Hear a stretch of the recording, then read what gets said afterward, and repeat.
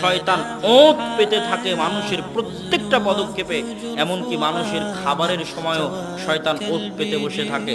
যদি খাবার বিসমিল্লাহ বলে খেলো কিনা ওঁত পেতে বসে আছে, ডান হাতে খেলো কিনা ওঁত পেতে বসে আছে। যদি তোমাদের কেউ ডান হাতে না খায় বাম হাতে খায় তাহলে তার সাথে শয়তান খায়। রাসূল সাল্লাল্লাহু আলাইহি ওয়াসাল্লামের হাদিস।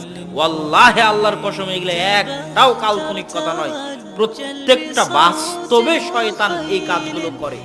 বাস্তবে শয়তান আপনার খাবার টেবিলে বসে আছে, আপনার কার্যক্রম ওঁত পেতে বসে সে পর্যবেক্ষণ করছে এবং দেখছে, এবং যেখানেও সুযোগ পাবে ওখানেও আপনার উপর হামলা করবে।